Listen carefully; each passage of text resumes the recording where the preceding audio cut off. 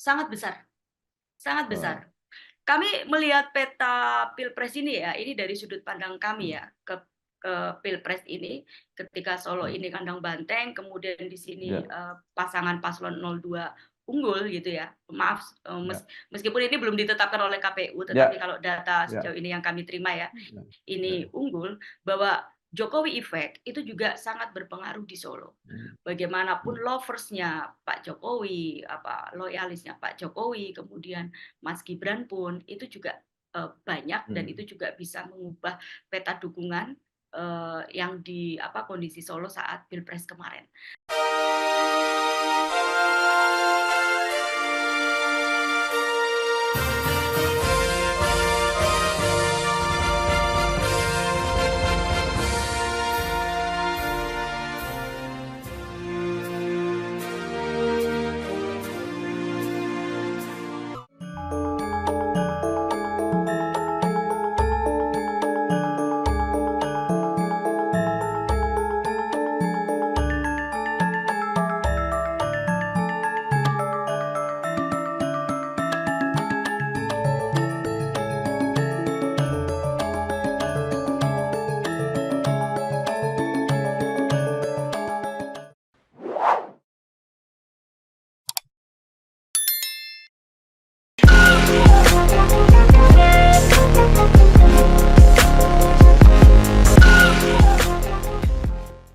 Assalamualaikum warahmatullahi wabarakatuh. Salam sejahtera untuk kita semua. Bersama saya Bambang Sadono di kanal Inspirasi Jawa Tengah. Mudah-mudahan kanal ini selalu bisa memberi inspirasi, motivasi, dan edukasi. Kami sedang mempersiapkan beberapa video wawancara untuk menyongsong pemilihan kepala daerah, baik gubernur maupun bupati wali kota. Dan saat ini saya sudah bertemu dengan seorang wartawan yang sekarang sudah senior saya kira, yaitu Mbak Rini Justingsih. Beliau saat ini Iya, adalah pemimpin redaksi Solo Pos. Apa kabar Mbak Rini? alhamdulillah baik Pak Bambang. Eh, Ya, Ketemu senior kita ini akan saya. ya, akan mencoba membicarakan persiapan pilkada Pilwakot Kota Surakarta karena Surakarta ini juga barometer bukan hanya politik di provinsi, tetapi kelihatannya juga menjadi barometer di tingkat nasional. Nah, Iya, tapi iya. sebelumnya supaya pemirsa lebih lebih dekat, lebih kenal, mungkin Mbak Rini mau bercerita tentang eh, mengapa memilih jadi orang media dan setelah sekian tahun sekarang menjadi pemimpin Solo Pos. Jadi Solo Pos itu termasuk legendaris menurut saya karena media yang sempat menjadi besar dan usianya sangat panjang di Solo, ini termasuk Solo Pos. Silahkan Mbak Rini. Iya, terima kasih Pak Bambang. Assalamualaikum warahmatullahi wabarakatuh. Buat audiens juga, perkenalkan saya Rini Yustidiksi. Saya junior ya, kalau sama Pak Bambang itu saya junior, menempatkan diri junior. Jadi saya masuk ke Solo Pos itu tahun 2002 ya, waktu itu lulus kuliah, sempat bekerja di instansi yang lain, kemudian balik lagi ke media. Kebetulan, jurusan saya kuliah itu di komunikasi UNS, Pak. Hmm. Di komunikasi UNS dan memang dari zaman SMA, itu kayaknya memang passion saya itu memang jurnalis ya, Hmm. wartawan. Jadi emang udah direncana gitu, jadi dari zaman SMA kalau saya masuk ke dunia jurnalistik, karena dari kecil itu ya orang tua juga udah langganan koran gitu ya, dan Hmm. lain sebagainya. Jadi setiap hari baca akhirnya ketika namanya ditulis di koran itu kan kayak kebanggaan gitu ya. Ya. Terus wah ini asik juga nih kayaknya nih masuk jurnalistik, karena sebenarnya saya suka hal-hal yang misteri, apa ya istilahnya tuh, kayak, bacaan saya dulu juga udah buku-buku detektif ya, dari mulai Trio Detektif, kemudian Empat Sekawan, Annie Bedlam, dan lain sebagainya itu akhirnya sebenarnya saya pinginnya jadi ini, polisi waktu itu, jadi detektif. Hmm. Tapi karena tinggi badan saya jelas nggak masuk.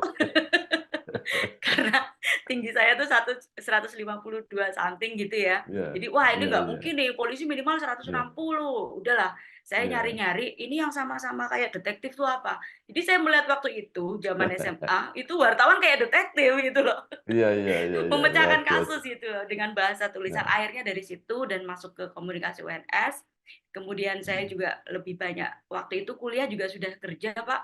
Jadi tahun Ya. 96 masuk, tahun 98, 99 itu saya kerja di sebuah radio di Radio Ria FM ya waktu itu sebagai Hmm. jurnalis juga yang membidangi lahirnya yang namanya news division di Hmm. istilahnya broadcasting khusus untuk radio ya, radio untuk berita gitu ya. Karena waktu itu Ya. era-era reformasi semua radio itu jadi Ya. latah kan Pak ya, langsung Jadi berarti menyajikan informasi. ya Mhm di mhm. Ria FM bersama Bu Maria berarti. Yes, sama Bu Maria Ardi ya, itu kan ownernya. Sekarang kan udah beli ya, siapa namanya Ria FM itu ya. Jadi sama Bu Ya. Maria sama Pak Mulyanto, saya jadi news di situ news division sebagai reporter, naik lagi news director. Kemudian ada program magang, saya memilih ke Jakarta.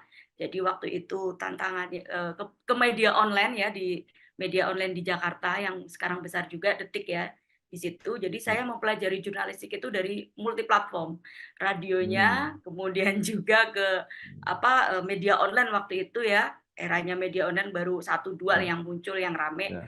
Lalu kemudian balik lagi ke Solo, kembali ke koran. Waktu itu Solo Pos Koran ya Pak Ya. ya, di tahun Ya. 2002 itu dan sampai Ya. sekarang. Jadi karir Ya. saya ya dari reporter Pak sebagai seorang Ya. pemimpin redaksi gitu. Nah, sekarang cerita tentang Solo Pos. Hmm. Mungkin apa yang diketahui kan termasuk Mbak Rini cukup lama itu di Mhm Solo mhm. Pos itu, berarti Iya. 20 tahunan lah kira-kira. Iya, 20, Kan 22. kemudian kan terjadi disrupsi besar-besaran, Betul betul. yang media cetak ya mohon maaf ya, Iya iya. kalau sekarang saya sudah usulkan pada teman-teman BWI itu media cetak yang masih terbit itu beri penghargaan dong, itu jadi pejuang kayak zaman dulu lagi tuh. Monggo silakan cerita. Ya, Oke, jadi bener Pak, kita koran Solo Pos berdiri tahun 97 ya, kemudian ya. juga muncul era reformasi dan lain sebagainya itu banyak yang menyebut waktu itu ketika Solo Pos berdiri seperti Pak Bambang bilang, kuburan koran. Mhm. Solo itu identik dengan kuburan koran. Mhm. Kemudian ada kerusuhan, nah saya nggak tahu nih Ya, kita nyebutnya ya, adalah blessing betul. time atau blessing moment Ya, gitu ya. ya. Dari situlah kemudian Solo Pos dikenal ya sebagai Mhm. medianya Solo Raya dengan sebenarnya kalau dibilang kita ini kan media yang lahir di daerah tingkat 2 ya, bukan Ya, di ibu kota provinsi. Jadi di ya. situ wilayah edar kami juga meliputi wilayah Solo Raya, 6 Mhm. kabupaten dan 1 kota dengan populasi sekitar 6 jutaan di situ, artinya tidak banyak. Tetapi kemudian banyak juga pelanggan kami di situ yang dari diaspora Solo ya, yang ada Ya, di Jakarta dan kota-kota besar lainnya. ya, Kemudian di situ sudah kita alhamdulillah bisa melewati tahun 10 sampai kemudian kita menemukan yang namanya pandemi ya. Di situ ya. pandemi kami menyebutnya itu adalah double disruption.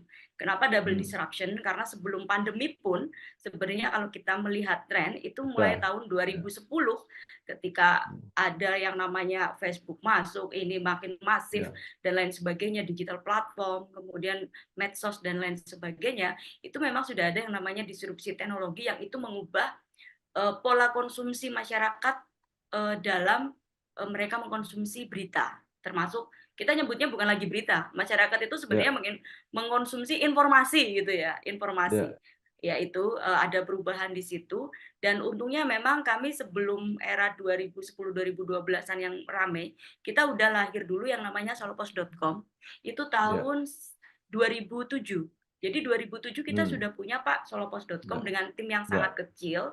Nah, kemudian ketika pandemi ini mengubah semuanya, double disruption sudah teknologi, ya, sudah juga soal bagaimana pola interaksi face to face orang itu juga sudah berubah.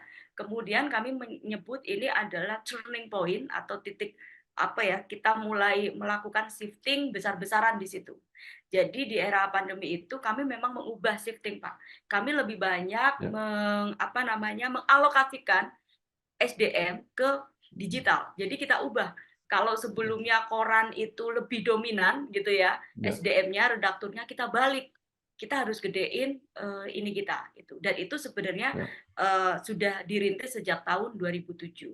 Jadi sebenarnya waktu pandemi itu digital kita juga solopos.com kita tidak disebut merintis dari awal, itu tidak, karena kami sudah mempunyai performa page view dan lain sebagainya, alhamdulillah ya, 50 besar di website, top website di Indonesia gitu ya. Nah, di situ page view kami, kemudian user penonton kami yang lain sebagainya.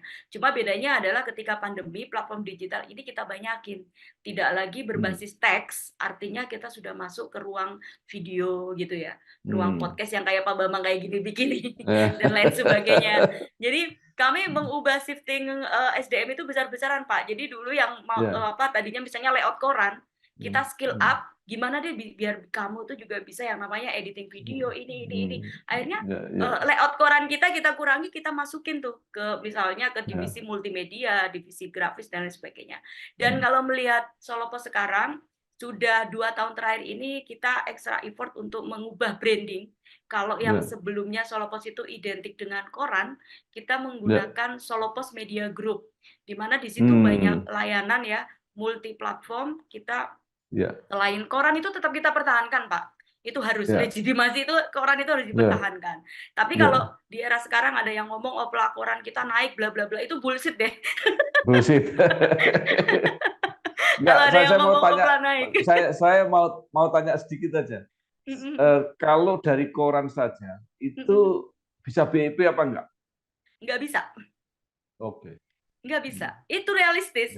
So kalau sekarang ada yang ngomong ya kalau koran itu kita cetak lebih banyak dan lain sebagainya. Justru semakin banyak cetak ya, itu cost produksinya makin mahal, Pak. Harga kertas juga naik. Betul. Ongkos kirimnya juga mahal. Iya, betul. Nah, makanya kita kemudian muncul divisi-divisi, banyak banget divisi di profilnya solopos.com itu juga ada, yang akhirnya secara tidak langsung keberadaan dari, kalau kita ngomong revenue ya, pendapatan ini kemudian sedikit demi sedikit untuk mengganti atau mensubstitusi pendapatan yang mengalami penurunan di sektor koran. Jadi kalau boleh dibilang saya ini pemret bukan cuma pemret koran, Pak, tapi pemret group. Jadi ya ada .com, kemudian juga ada di videonya YouTube kita, layanannya seperti itu. Oke. Jadi kembali ke tahun 45-50 ya. Korannya koran perjuangan namanya. Ya, tetapi ini loh Pak, ada yang menarik. Masih ada loh sebenarnya pasar koran. Kenapa kami juga mempertahankan koran di daerah? Kemudian beberapa mitra kami juga masih menjadikan koran itu sebagai kayak semacam barometer atau apapun. Dan di saat era pandemi itu mengajarkan banyak hal, Pak. Jadi ketika pandemi, hoax itu ibaratnya kita nyebutnya juga tsunami hoax dan lain sebagainya. Pada akhirnya masyarakat atau netizen itu sampai pada titik, saya mencari informasi harus informasi yang akurat. Saya mencari informasi harus informasi yang kredibel, karena ini menyangkut nyawa saya. Dalam situasi krisis, akhirnya masyarakat ini aware banget loh. Dia nggak sembarangan konsumsi media. Dan itulah yang kemudian ketika kami memasukkan koran ini ke ruang digital, kita punya yang namanya koran.solopos.com, subscriber di koran.solopos.com ini melonjak. Jadi melonjak subscribernya, kemudian juga berita solopos.com pun, page view dan lain sebagainya itu mengalami peningkatan. Jadi artinya kalau saya melihat sedikit demi sedikit netizen kita atau pembaca digital kita itu sebenarnya sudah mulai masuk ke tahap yang lebih dewasa. Artinya mereka sudah mulai sadar mana informasi yang harus mereka konsumsi dan mana informasi yang harus mereka buang. Nah, itu kayak gitu.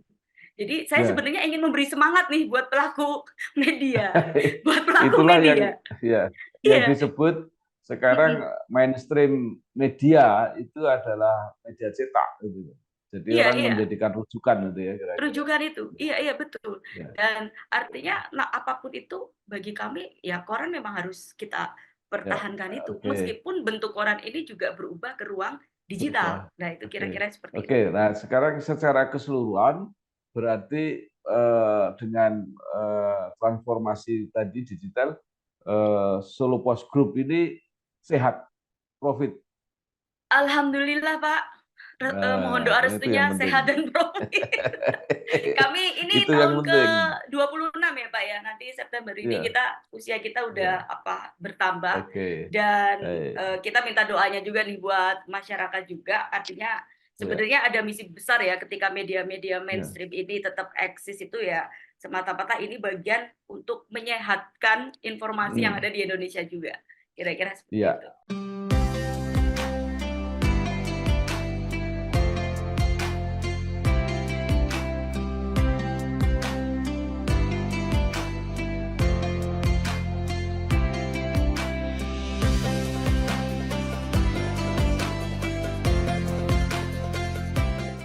Oke, baik.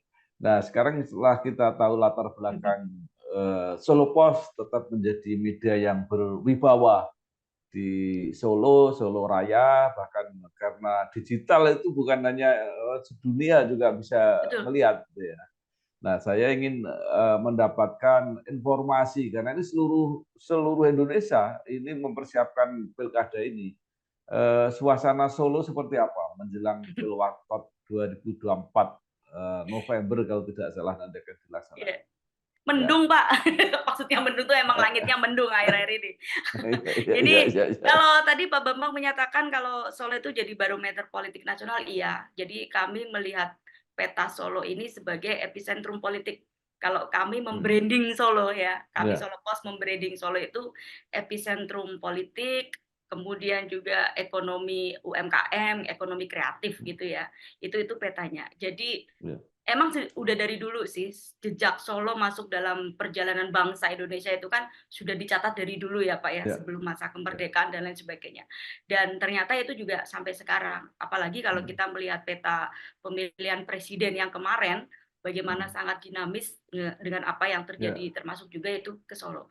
Kemudian kalau kita ya. ngomong pilkada yang sekarang ini ya, memang belum banyak nih tokoh-tokoh yang Hmm, kemudian berani declare atau apapun ya. untuk soal pilkada. Bahkan saya melihat kayak cenderung partai ini juga hati-hati gitu Hmm. ya. Hati-hati artinya gini, hati-hati itu artinya gini nih Pak, Ya, ya, ya. secara ini ya, secara dampak pilpres kemarin itu sangat Hmm, hmm. beramplifikasi ke sini juga ya, ke Ya, peta ya, pilkada yang ada. Bahwa ada ya, pergeseran, iya. Kalau kita melihat Solo ini kan merahnya merah banget ya dulu itu, ya, merahnya merah ya, banget, ya, kandang banteng, istilah seperti ya. itu dan lain sebagainya. Jadi memang meskipun PDIP dari hasil pemilihan kemarin ya, suara di pemilu yang kemarin itu dia masih Hmm, tinggi, tetapi memang kalau kita lihat perolehan kursi di ya, DPRD itu mengalami penurunan. Jadi kalau ya. sebelumnya itu sekitar 30, mereka berkurang Hmm, 10 kursi. Yang itu ya. akhirnya 10 kursi itu muncul partai-partai yang menambah kursi di situ. Misalkan kayak PSI Ya, dulu 1, sekarang 5. Kemudian juga hmm, PKB pecah telur nih Pak. ya, ya, Beberapa ini juga ini. Nah, kemudian sekarang sebenarnya kalau dibilang suasana Solo itu dalam tanda petik sudah panas ya. Sudah panas kalau oh. saya ketemu tokoh-tokoh penting nih. Kalau saya ketemu Ya, tokoh ya, penting, ya, "Ayo ya. Pak, gimana Pak? Mau maju?" Ah, malu-malu gimana gitu ya. Wah, anu Mbak, ini nanti dulu. Bahwa Hmm, nanti Pilkada Solo itu akan ada apa istilahnya partai di situ dominan, iya. Partai itu hmm, pasti akan dominan dan sejauh ya, ini pun Pak Rudi juga belum memberikan statement ya, soal pilkada eh, ya, soal ya, pilkada ini, soal pilkada. Jadi ya, nama-nama sudah muncul Pak, nama-nama sudah ya, muncul, tetapi ya. kalau kita konfirmasi ke yang bersangkutan itu ya masih malu-malu lah saya pikir. Biasa, Ada satu orang yang ya. iya ada satu tuh kemarin tuh yang dia langsung semacam declare ya, salah satu bos Hmm, perusahaan tekstil Kusuma Mulya tuh, hmm, Pak Rudi Indarjo, hmm, bahwa dia memang mau siap masuk ke bursa Cawali dan Cawawali. Tapi kalau ya, nama-nama ya, yang lain ya masih senyum-senyum gitulah Pak. Mungkin nanti habis ya. Maret nih, habis Ya, pengumuman oke, KPU oke. nasional ya. Sekarang Mbak ini sudah menyebut tadi ada tokoh yang mulai muncul, bos Mhm mhm. tekstil Tekstil. ya. Solo itu kan memang punya riwayat bahwa yang maju itu pengusaha-pengusaha. Ya, mulai Mhm dari mhm Pak mhm. Jokowi, kemudian yang dari Batik yang jadi wakil wali kota itu, ya. Pak Kemudian Purnomo. Mas Gibran sendiri juga Iya. pengusaha. Jadi kelihatannya mungkin apa ya DNA-nya itu wali kota Solo itu pengusaha. Seperti apa? Saya tidak tahu dengan kalau peta yang sekarang, kami teman-teman di jurnalis ini juga Ya, masih banyak spekulasi yang muncul. Karena kalau ya, kita lihat nama Mangkunegoro 10 itu juga ya, ya, itu juga digadang-gadang itu sudah lama dan kami melihat sinyal-sinyal bahwa ini kayaknya mau dikader ya gitu seperti ya, itu gitu ya. Nah, ya, kemudian kalau kita melihat DNA Solo itu basicnya pengusaha, mungkin ini malah jadi catatan menarik ini ya, buat kami juga nih ya, para jurnalis juga untuk memetakan itu. Mungkin iya Pak, karena memang tantangannya sekarang itu memang Solo kalau kita ngomong PAD ya, kalau kita ngomong ya. PAD Solo itu cuma dari pajak dan retribusi. Hmm, Itu aja, nggak ada sektor misalnya ya, dari sektor alam atau apapun itu ya. nggak dominan, tambang juga nggak punya dan lain Hmm, sebagainya. hmm, Jadi artinya pemimpin daerah Solo ini dituntut memang bagaimana melakukan ya, entrepreneurship di tubuh birokrasinya gitu ya. Nah, ya, mungkin inilah yang menyebabkan ini basicnya ya, pengusaha-pengusaha di Solo ini. Terus yang kedua pasti logistik kali ya Pak ya. ya, Kalau kita ngomong betul. Ya, kalangan pengusaha-pengusaha ini mempunyai logistik yang ya. mencukupi ya untuk bertarung karena pilkada ini kan nggak murah kan seperti itu. Tadi disebut PDIP walaupun kursinya turun masih Mm, mm, mm, dominan dengan sekitar 20 mm. kursi. Ya, Tapi sampai sekarang belum secara resmi declare. Tapi biasanya kan sudah mulai kelihatan ya, itu arahnya yes, ke siapa, terus siapa ya, yang sudah mulai mendekat dan sebagainya. Bisa ya, dianukan nggak? ya. Disampaikan. Seperti ya, apa yang saya sampaikan ini juga rangkuman dari tulisan-tulisan kami ya, yang headline Ya, kami beberapa ini ya, juga soal pilkada. Jadi gini Pak, kalau kita tarik ke belakang sebelum pilpres ini, itu sempat muncul ya, wacana nih, fraksi PDIP ya, itu ya. menjagokan putranya Pak Rudi ya, Mas Rio itu ya, Hmm, yang sekarang juga ya. sudah masuk ke DPRD Solo, itu dengan Kaisang. Itu dari fraksi PDIP. Hmm. Itu tapi terjadi waktu belum pilpres dan waktu belum ada Oh, deklarasi Prabowo Gibran atau apapun itu.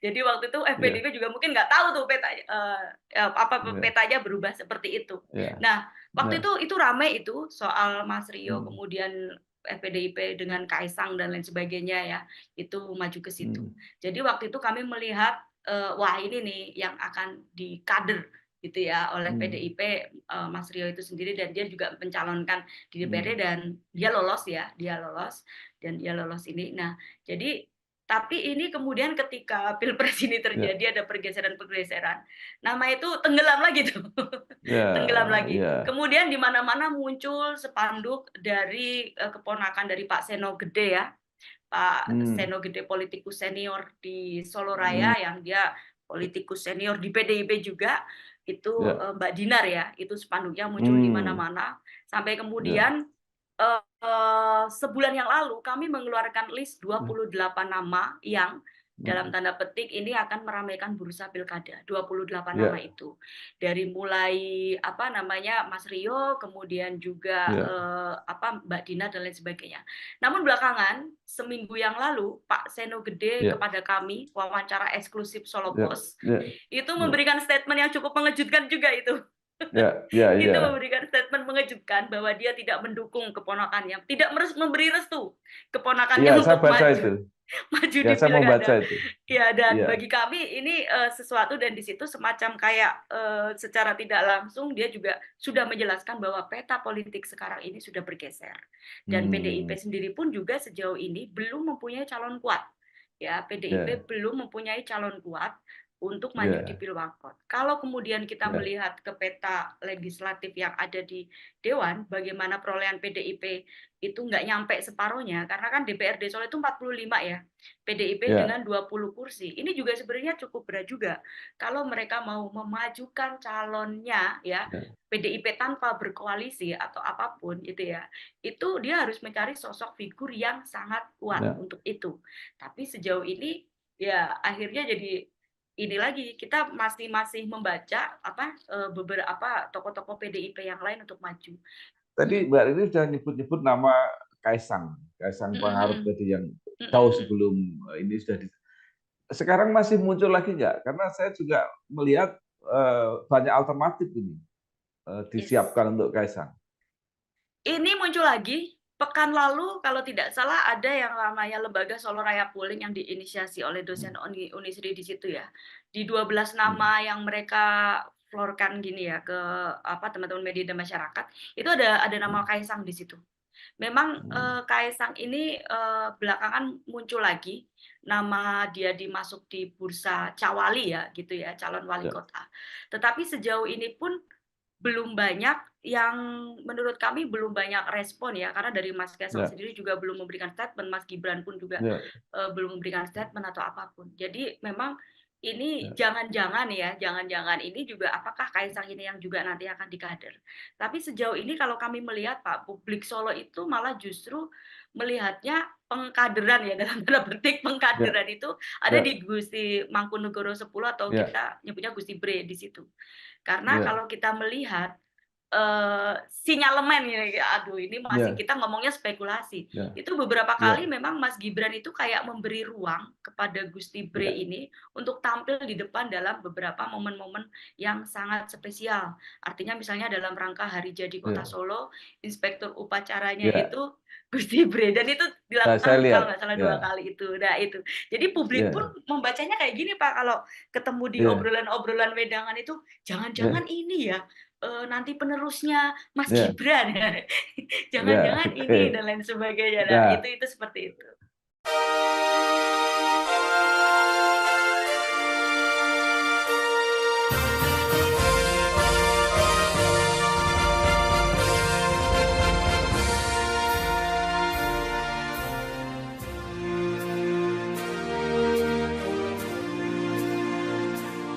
saya sekarang pertanyaan saya kira eh, Mbak Rini sangat lama ya berkarir di Solo, menurut Mhm saya ukurannya itu. mhm. Jadi kan pernyataan-pernyataan politis dari tokoh. Kalau masyarakat Solo sendiri, kira-kira bagaimana penerimaannya terhadap Gusti Mangku ini? Artinya apa? Masyarakat masih mau menerima tokoh yang dari keraton ini. Ini kayaknya sejarah ya, Pak, ya, kalau nanti memang Ya, benar ya, Gusti, ya, Mangkunegoro 10 ini atau Gusti Bre ini maju. ya, Karena kayaknya dalam catatan sejarah-sejarah sebelumnya juga belum pernah ada seorang raja gitu ya, meskipun kan ya, kalau Gusti Mangku itu kan adipati ya kalau di Solo. ya, Tetapi kalau secara nasional bagaimanapun dia dipanggilnya Raja Solo ya, gitu ya. ya. Nah, itu seorang raja yang kemudian maju dalam konstelasi politik. Hari ini headline kami juga mengeluarkan sebuah catatan menarik mengenai Hmm, bagaimana pencalonan Gusti Mangku ini. Satu, secara partai, ini kita bilang secara partai belum ada satupun hmm, partai yang mendeklar itu ya, ataupun orang partai yang ngomongin ya, soal Gusti Bre gitu, ya, yang ngomongin Gusti Bre. Nah, artinya gini, secara partai pun kan Gusti Mangku ini juga belum punya partai ya, belum ada partai ya, atau apapun. Yang kedua, atau jangan-jangan Gusti Mangku ini akan lewat jalur independen. Nah, tapi ya, kalau jalur independen pun seperti Pilkada Solo kemarin kan juga jalur independen juga maju kan, Pak. Nah, di ya, jalur-jalur ya, independen. Nah, ya, kemudian kalau dari masyarakat sendiri, tone yang kita tangkap ya dari masyarakat itu boleh dibilang cukup terbelah ya. Dalam arti terbelah seperti ini. Banyak masyarakat yang sangat setuju karena melihat sosok Gusti Mangku ini anak muda. Sekarang kan hmm, eranya pemimpin tuh harus yang muda gitu ya, kan ya. ya, Pemimpin harus yang ya, muda, dia mempunyai pendidikan yang sangat capable untuk itu, dia tahu soal Solo, budaya, dan lain sebagainya. Sementara di sisi lain juga muncul pertanyaan-pertanyaan, bukankah seorang Raja Mangkunegaran itu levelnya sudah di atas wali kota gitu kan. Ibaratnya dalam hmm, tanda petik dia yang mempunyai wilayah kekuasaan luas gitu ya, dalam tanda petik hmm, maksudnya.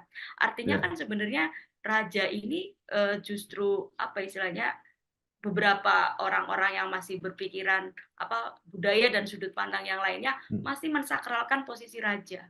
Dan kemudian juga muncul pertanyaan, apakah bisa nanti Gusti Mangku akan seegaliter gitu ya, bagaimana mereka dengan rakyat yang tidak ada sekat gitu ya. Sekarang kan tuntutan hmm, kepada pemimpinan kan kayak gitu ya, Pak, tidak betul, bersekat, merakyat ya, dan lain sebagainya. Nah ya, ini kemudian ada juga kelompok-kelompok yang seperti ya, itu, yang kemudian ya, ya biasanya kalau ketemu Gusti oke, Mangku nyembah nih, dan nanti masyarakat gimana nih? oke, oke, Nah oke, ini menarik, baik. ini pasti Nah, menarik. tadi Mbak Rini menyebut juga kemarin Mas Gibran lawannya adalah calon independen. Jadi Mm-mm. Solo itu memang kreatif, ya. Eh, Mungkin nggak itu muncul lagi. Mungkin, sangat mungkin. Sangat mungkin. Kalau saya melihatnya sangat mungkin, tetapi ini dengan waktu yang limited ya, yang terbatas Ya, banget. Artinya apakah nanti calon independen bisa memenuhi syarat-syarat ya dengan waktu yang paling enggak kalau kita ngomong April, April, Mei, Juni, Juli ya, ya, 4 bulan, 5 bulan efektif ya, untuk menghimpun itu. Karena gini, kalau kita berkaca di pilkada yang sebelumnya, ya, itu kan juga sejarah baru tuh. Seorang ya, calon independen bisa maju gitu ya, ya, berkonstelasi dengan calon yang diusung oleh partai penguasa, ibaratnya seperti itu. Tahun lalu Gibran maju lewat tikus piti Hanoto Baris kalau nggak ya, salah ya, itu ya, jaringan ya, ya, jaringan relawan. ya, Kemudian ya, calonnya itu Pak Bajo ya, Pak Bajo yang ya, ngapunten memang itu benar-benar direpresentasikan mewakili rakyat bawah gitu ya. Meskipun ya. hasilnya ya kalah telak ya kalau kita sebut, Setelah, kalah telah kalau ya, kita sebut ketika ya, kita nyebut nama Gibran di situ, tapi artinya itu ya, sesuatu sangat mungkin terjadi, Pak. Jadi kalau kami ya, melihat nanti pada akhirnya kalau partai pun mungkin Gusti Bre ini dipersiapkan sebagai apa, kami masih membaca satu bisa dia mungkin saya tahu mungkin sudah ada pembicaraan-pembicaraan politik yang hmm, itu di ruang tertutup ya, dan ya, belum boleh terpublish ya. ya, Saya ya, meyakini oke. itu pastinya ada. Yang kedua, bisa juga opsi jika titik temu ini nggak ketemu, Gusti Bre ini apakah bisa dipersiapkan juga lewat calon independen. Nah, pertanyaan Ya, selanjutnya pun Gusti Bre ketika ditanya pun masih malu-malu itu. ya, oke. Masih Ya. belum ini. Nah, tadi disebut Gusti Bre ini beberapa kali seolah-olah itu dipersiapkan oleh Mas Publik Gibran. publik membaca seperti Ya, itu. Publik membaca. pertanyaan saya, apakah di dalam Pilwakot Solo ini faktor Mas Gibran, faktor Pak Jokowi itu cukup besar pengaruhnya? Sangat besar, sangat besar. Eh, Kami melihat peta Pilpres ini ya, ini dari sudut pandang kami hmm, ya, ke Pilpres ini, ketika Solo hmm, ini kandang banteng, kemudian di sini ya, pasangan paslon 02 unggul gitu ya. Maaf, ya, meskipun ini belum ditetapkan oleh KPU, tetapi ya, kalau data ya, sejauh ini yang kami terima ya, ya, ya, ini unggul, bahwa Jokowi effect itu juga sangat berpengaruh di Solo. hmm, Bagaimanapun hmm, loversnya Pak Jokowi, loyalisnya Pak Jokowi, kemudian Mas Gibran pun itu juga banyak dan hmm, itu juga bisa mengubah peta dukungan yang di kondisi Solo saat Pilpres kemarin. Nah, pertanyaan selanjutnya itu pun juga pertanyaan dari Pak Bambang ini juga sebenarnya sudah banyak ditangkap oleh hmm, netizen-netizen ketika postingan-postingan yang ada tune-nya adalah hmm. siapa penerus the next Gibran berikutnya. Misalkan seperti itu ya, the next Gibran. Siapa? Manut Mase. Nah, istilahnya seperti itu bahasanya kan. Bahasanya kayak gitu. Iya, iya, Monggo iya. Mase. Wah, ini terus ketika nanti Gus Bre di situ muncul ada berita apa? Lah ini ya, langsung komen-komen netizen itu menangkap Ya, seperti itu. oke. Jadi kalau kita membaca pilkada ini sebenarnya kalau boleh dibilang ini juga pertarungan kedua Jokowi setelah dikonstelasi Pilpres, pertarungan Hmm. selanjutnya adalah pilkada. Jadi Iya, iya. Jokowi versus Bu Mega nanti lagi ya. Baik, Mbak Rini menarik sekali, tapi karena batas waktu, maka terakhir saya mau tanya begini. Siapapun yang akan memimpin Solo, pasti harus menyelesaikan masalah yang ada di Solo. Nah, menurut Mbak Rini, menurut amatannya, apa sih masalah utama yang dihadapi oleh Kota Surakarta? Oke, saya merangkum dalam beberapa catatan ini saja ya Pak ya. Ya, Yang oke. pertama yang jelas adalah menjaga pertumbuhan ekonomi di Kota Solo. Sempat minus di minus Ya, 1,76 saat pandemi, kemudian kita grow up itu di 5,4, kemudian naik lagi 6,25, sekarang posisi di 5,9 dan pertumbuhan ekonomi 3 tahun terakhir ini kan di Solo itu melebihi pertumbuhan ekonomi nasional. iya. Artinya PR terberat pemimpin daerah selanjutnya adalah bagaimana mampu menjaga pertumbuhan ekonomi yang tinggi itu. Yang kedua adalah soal kelanjutan program prioritas yang Ya, sudah dibangun oleh Mas Gibran. Ada 17 program yang dibangun oleh Mas Gibran selama Mas Gibran ya, 3 tahun sama Pak Teguh ini memimpin, yang ini ada kemungkinan akan nambah 2 lagi, yaitu kalau hmm, kemarin di statement terakhir kemarin itu ada soal Sriwedari dan juga Benteng hmm, Vastenburg. Nah, artinya yang pertanyaan yang pertama, bagaimana kepemimpinan nanti itu bisa memelihara 17 program ini, yang tentu hmm, biayanya juga nggak sedikit. Ya. Nah, sementara PR yang lain adalah ada tuntutan dari warga juga untuk menyelesaikan Masjid Sriwedari yang kita tahu tanah di Sriwedari itu masih sengketa. Kemudian Benteng Pastenburg juga, yang itu sudah menjadi hak privatisasi ya, privatisasi bagaimana memanfaatkan Benteng Pastenburg untuk ruang-ruang publik itu. Kemudian kalau berbicara soal bagaimana memelihara 17 proyek, akhirnya jatuhnya ke anggaran.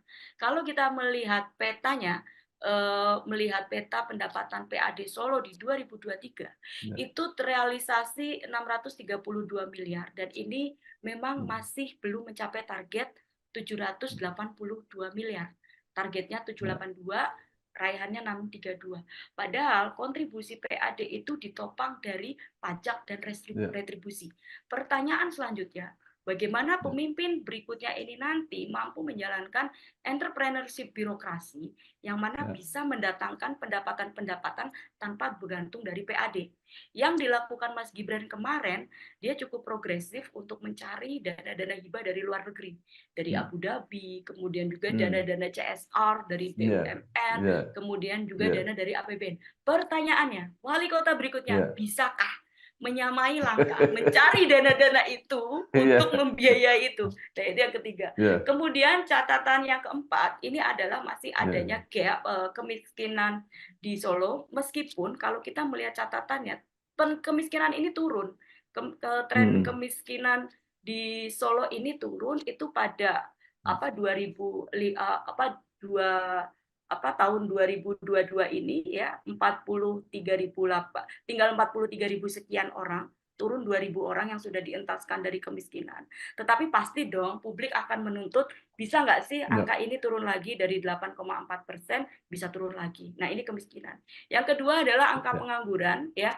Yang keempat, empat adalah angka pengangguran yang masih 5,83%. Jadi sebenarnya kalau kita baca proyek-proyek fisik ini juga harus diisi dengan orang-orang yang capable. Dan yang terakhir ini adalah soal indeks pembangunan manusia ya. Kalau kita melihat juga di Solo ini sektor ekonomi kreatif ini kan makin berkembang, tetapi perlu dimasifkan lagi gitu ya, perlu dimasifkan lagi dengan membangun SDM yang lebih kreatif, termasuk memanfaatkan digital. Dan poin terakhir, kalau saya lihat adalah menurunkan kesenjangan antara Solo dengan daerah-daerah hinterlandnya. Jadi kalau kita lihat jangan hanya Solo aja sih yang berfokus untuk pembangunan pertumbuhan ekonomi dan lain sebagainya, tetapi juga bagaimana Solo bisa merangkul daerah-daerah sekitarnya juga untuk turut membesarkan aglomerasi Solo Raya. Jadi PR-nya banyak banget Pak dan sangat berat karena benchmark-nya Mas Gibran ini sudah tinggi, benchmark-nya. Jadi harapan orang mencari yang paling nggak sepat. Dalam arti benchmark itu ini ya, pembangunan fisik yang luar biasa, terus upaya-upaya birokrasi entrepreneur yang luar biasa itu. Jadi bagaimana yang ke depan ini pasti tuntutannya juga bisa melebihi yang sudah ada sekarang. Jadi kira-kira luar itu sih biasa. Catatannya. Mbak Rini Yustiningsih, pemimpin redaksi Solo Post, informatif sekali, banyak referensi yang mungkin sangat berguna bagi orang luar memahami Solo, tapi juga bagi warga Solo untuk memilih pemimpin yang ideal dengan begitu banyak persoalan, begitu banyak harapan. Ya, mudah-mudahan kesampaian, dan tentu juga Solo Post tetap menjadi barometer media bukan hanya di Solo, tapi juga di seluruh Indonesia, bahkan di seluruh dunia. Amin. Sukses Terima terus. kasih, Bapak. Terima kasih. Wassalamualaikum warahmatullahi wabarakatuh.